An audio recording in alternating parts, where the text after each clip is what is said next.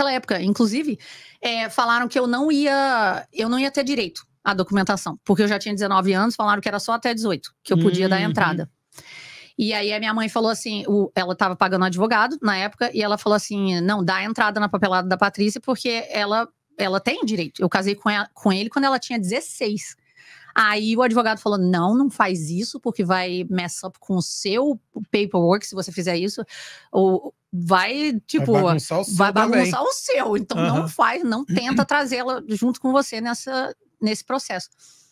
Aí a minha mãe falou assim, a minha mãe é meio casca grossa. Aí ela falou assim, eu não quero saber qual vai ser o outcome disso daqui, o que vai acontecer. Vai sair disso. Eu quero iniciar. Eu quero que ela entre junto comigo, porque eu tenho como provar que eu casei com ele quando ela tinha 16. Então, não é só porque ela tem 19 que eu não vou poder agora dar entrada na papelada dela.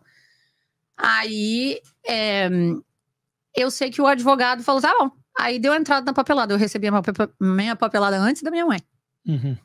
Pra você ter uma ideia. Eles não apenas aprovaram, como aprovaram a minha antes da dela. Então, eles falaram que eu não tinha direito ali. Eu ia entrar naquele processo de muitos anos, sabe? Sei. Se você não entra junto, entra no processo de muitos e muitos anos depois, que acho que quando você pede pra... Eu acho que demora até 10 anos, se eu não me engano. Exatamente. Muito tempo pra poder pegar. Pois é, mas aí a minha mãe, por ela ter... bateu o pé e ter batido o pé, falou, não, vai tentar sim o documento dela. E por ela ter tentado, você acredita? O não já era certo, né? Ela tentou o sim. E o sim deu certo. E aí... Acho que até porque não tinha nem muito como ver que era fraudulento, porque tanto tempo casado. Pois é. Né? Então, às vezes, eles olham muito isso, fraudulento aqui. Talvez eles podem colocar algum empecilho, mas... né?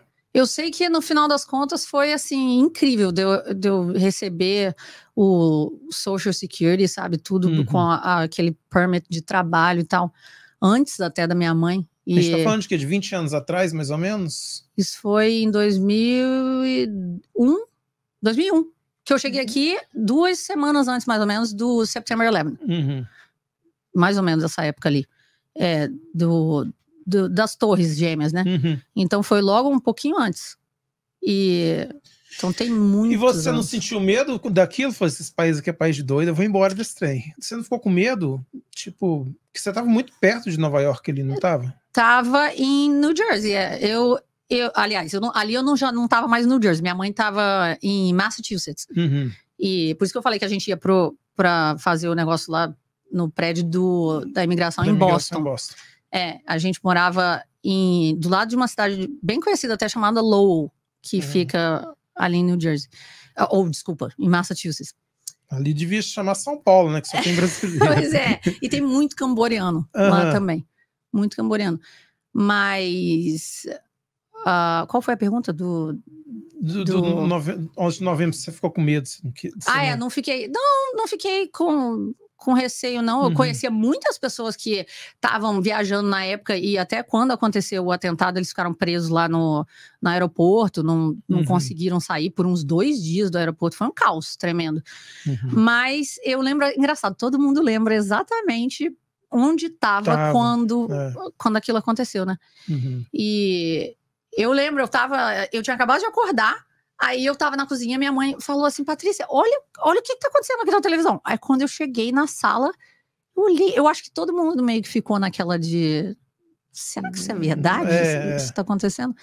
E aí eu vi aquilo acontecendo, mas eu não assim, foi uma tragédia horrível, mas não foi algo que determinou nada, assim, de eu ficar com medo, ou de falar eu quero ir embora, ou nada disso, não. Mas bem que é porque eu era muito nova também. Mas, e aí você não pensava em estudar aqui alguma coisa? Você não tinha esse sonho de faculdade?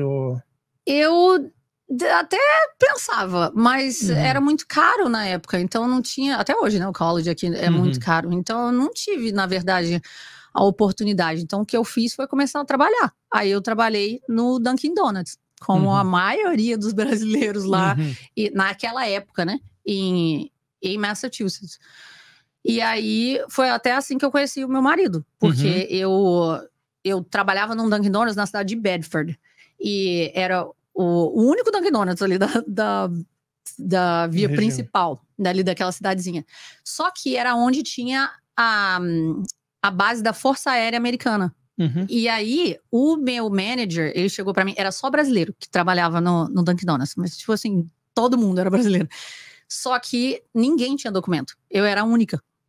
Tinha, né? Mas documento não era aqueles documentos muito... Exatamente, eram uns documentos meio duvidosos lá. Mas enfim, aí ele falou, Patrícia, o BX na época, que é como se fosse uma... Ai, meu Deus, como diz? Uma praça de alimentação misturado com um supermercado e tal, que é uma área de dentro da força, de toda a base militar, tem isso. Aí eles iam demolir aquilo dali dentro de muito em breve e iam abrir um novo BX, que era bem maior. Tipo um shopping, uma área de alimentação no shopping. Isso, exatamente. Aí tem loja de roupa, essas coisas, supermercado. Aí ele falou assim, eu tô precisando de alguém pra trabalhar lá. Só que ninguém aqui pode trabalhar lá, só você. Então tem como você ir pra lá? Aí eu pensei, pô, na minha cabeça já veio a música do Top Gun. Aquela... Sei. Exatamente. Veio na minha cabeça que eu pensei, gente, eu vim do Brasil, agora minha oportunidade de conhecer o meu Tom Cruise dentro da Força Aérea Americana, meu Deus, total, né? Vou conhecer alguém, vai ser maravilhoso. Aí coloquei toda essa fantasia na minha cabeça, falei, total, vou lá, quero fazer parte, quero trabalhar lá dentro. E era assim, bem no final da rua, assim, da principal. E é um processo meio complicado para entrar nessas bases também, não é? Mesmo você tendo documento, eles reviram sua vida toda para poder te colocar dentro da base militar. Na época, eu precisava apresentar todos os meus documentos, que eu fiz, né, para o manager, e aí ele fez todo esse processo aí. E aí ele me levou, eu fiz o ID para conseguir entrar, né? E aí comecei a trabalhar. E aí foi logo que eu comecei a trabalhar que eu estava lá um belo dia, e aí veio na minha fila esse rapaz ele tinha, acho que 28 anos na época, não lembro. Cabelinho de... Pois é, todo de uniforme e tal, olho azulzinho. O óculos do Top Gun. Pois é, aí a música de novo na minha cabeça. Eu mal sabendo que o Tom Cruise na época era da Navy, não era nem da Força Aérea, olha só. Mas eu vi avião, aí, enfim, no auge da minha ignorância, eu achava que era da Força Aérea. Mas enfim, aí ele veio e aí ele pediu até hoje eu lembro do pedido dele, que foi um medium coffee, hazelnut coffee com milk and 2 sugars. Com leite e dois só açúcares. E pediu uma jelly donut que ele jura até hoje que não era pra ele, era pro amigo. Pra não parecer que come donut, né? Porque é um negócio que não é tão saudável. Aí eu conheci... E eles são tudo bombadão, né? Então eles não querem se mostrar. Aí eu falei assim, gente, mas que coisa. Aí ele começou a perguntar pra mim, ele perguntou, o seu nome falou lá do meu nome. Aí eu ri, eu falei, não, é assim que fala. Eu acho que era Patrícia. Ele falou, seu nome é Patricia? Aí eu falei assim, não, é Patrícia. Aí eu falei, e o seu? É O-D? Aí ele, não, é O-Day. Aí, como é que falou? O-D-E? Na realidade, na Irlanda é O-D, porque ele é de lá, né? O-D, O-D-I-N. Não, O-D-E-A. É como a Shea Butter. É o seu nome, Odeia. Odeia. Só que no Brasil falam odeia. Ok. Aí eu falo, gente, eu não odeio Patrícia, não odeia nada, nem ninguém. Mas que nome é esse que me botaram? Então esse sobrenome é o dele. É o dele, né? O meu não. Ah, legal. E o seu sobrenome de verdade, qual é? O meu é Vargas. Vargas. Isso. Aí eu tava lá com ele muito bem, e, aliás, atendendo ele, e aí ele não falou nada pra mim, não. Aí foi embora. Mas o seu olho cresceu. Mas o meu olho, a musiquinha tava na minha cabeça e tal, porque eu falei assim, não é normal, aquele olho azul lá tava olhando pra mim way too long. Tava, ele meio que pregou, assim, por um tempinho. Aí ele foi embora. Quando foi mais tarde, naquele mesmo dia, ele ligou pro telefone do Dunkin' Donuts de dentro da base. Naquela época não tinha tanto, eu não me lembro nem se eu tinha celular naquela época. Aí ele ligou pro telefone de dentro da base lá e pediu pra operadora pegar o número do Dunkin' Donuts e transferir, né, pro Dunkin' Donuts. Aí eu muito bem trabalhando, ele veio e ligou lá. Aí falaram, Patrícia, o telefone é pra você. Aí eu pensei, meu Deus, nem eu sei o número do telefone daqui. Quem será que é? Aí, quando eu atendi, ele falou assim, oi, sou eu, o Eimo, não sei o que eu tava aí na fila. Aí eu sei que dali pra frente foi só a ladeira abaixo. A gente casou, aliás, começou a namorar, noivou, casou, e aí casamentos, divórcios, enfim. E aí estamos nessa até hoje. Aí você terminou o podcast. Aí, 20 e tantos anos se passaram. E 6 gestações depois, aqui estamos nós, nessa ladeira. Não, mas eu quero saber os detalhes sórdidos do cara. O Odin, ele é bom. Já chegou e deu um somebody love ali. E aí, ele... Eu gosto de saber a história das pessoas, desculpa. Vocês saíram dali, foram como? Como não, assim? Aí eu marquei, a gente marcou de sair. Aí, como eu falei, na época eu nem lembro se eu tinha celular. Eu acho que eu não tinha, não. Aí a gente foi do nosso date num restaurante e tal. Aí naquela época, engraçado, eu sempre com aquela coisa de, ai meu Deus, será que eu pago? Será que ele paga? Como é que funciona Mas você isso? tinha tido outros namorados aqui, não? Americanos? Não. Ou era o primeiro? No primeiro, eu tinha acabado de chegar do Brasil. Eu cheguei logo antes do September 11th ali. E aí quando foi no início de 2002, foi que eu fui trabalhar lá. Eu acho que foi no início de 2002. Inclusive eu tava pensando nisso ontem. Será que ainda foi no final de 2001? Mas não sei, enfim, ali vou dizer que vou bater o martelo como se fosse o início de 2002 mesmo. E então tinha pouquinho tempo que eu tava aqui. E aí por isso que eu falei que quando falaram, você quer trabalhar lá? A minha mente já foi na música do Top Gun. Até porque onde você trabalhava era mais brasileiros ali naquela área, ou não? Isso, era só brasileiro. Só que eu não... sabe o que eu pensei? Quando eu cheguei aqui, eu pensei assim, meu Deus do céu, eu preciso praticar o meu inglês. Então, eu não quero me envolver com nenhum brasileiro.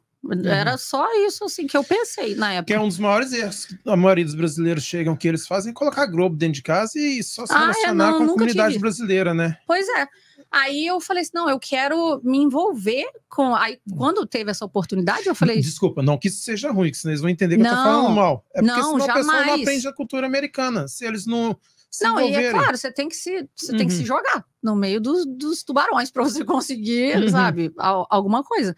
Então, eu pensei na época, eu não quero me envolver com nenhum brasileiro. Quero, apesar de eu ter, assim, tipo, não tinha razão específica, era só a questão do inglês mesmo. Aí eu pensei, eu vou praticar o meu inglês, então eu vou me envolver com... Se eu for para me envolver com alguém, vai ser com um americano. E aí, foi quando eu conheci ele lá. Aí, quando foi em 2005... Foi 2005? Eu já casei e divorciei tantas vezes dele que eu não sei nem lembrar direito. Mas foi em 2005, eu acho, que a gente casou de novo. E aí, a gente ficou casado quase 4 anos. Aí, depois, a gente separou. E aí, eu entrei... Foi 2005. Mas então, quando vocês casaram e separaram da primeira vez, você não tinha filhos, não? Não tinha. E ele também, a gente nunca morou junto, na verdade, no nosso primeiro casamento. Eu fiquei só um período de 5 meses na Inglaterra com ele. Que ele estava trabalhando ele trabalhou em vários países durante esse período. Entendi. E aí, eu fui para Inglaterra, fiquei com ele durante esses 5 meses, mas não foi... Nunca morei dentro de todos esses 4 anos que a gente estava junto, eu nunca morei mesmo com ele, não. E aí foi dentro desse período de 5 meses que foi quando ele falou, aliás, antes ele já tinha falado pra mim que era, logo que eu conheci ele, que era pra fazer a prova pra entrar pro exército dos Estados Unidos. Aí eu fiz a prova na época e não passei, porque meu inglês era péssimo, eu a minha base, na verdade, escolar, ela também ficou bem prejudicada por causa dessa coisa de ir pro Brasil e voltar para os Estados Unidos, né, desde os 12 anos. E então aí você não estudava nenhum dos dois lados, né? Porque... exatamente, aí ficou um negócio bem prejudicado para mim. Só que aí, quando foi na época que eu fiquei com ele na Inglaterra, ele falou assim, Patrícia, faz a prova novamente, que eu não passei na primeira prova, né? Aí ele falou, faz a prova novamente. Aí eu falei assim, tá, mas aí eu preciso me dedicar muito a estudar, porque a prova do exército americano, ou do serviço militar, né? São várias provas, mas as que determinam a nota que vai dizer se você vai entrar ou não é inglês e matemática. todas as outras provas, elas determinam o MOS, que é o trabalho que você vai ter dentro do serviço militar. Então, eu pensei, inglês não é meu forte, não vai ser, por mais que eu fale inglês, tem muita coisa, nem português eu consigo me garantir que dirá inglês. Aí eu falei assim, uma coisa que é universal é matemática. Aí foi quando eu falei, eu vou estudar matemática. Aí eu comecei a devorar matemática desde a quinta série, ali novamente, até ali o final do ensino médio. E eu até imagino que foi bem complicado, porque não tinha computação. Não, exatamente. Tudo era no livro mesmo. Então, eu era bem disciplinada mesmo. Então, eu acordava às, 6 horas da manhã e só parava de estudar quando era ali por volta das 5 horas da tarde, que era o horário que ele chegava do trabalho.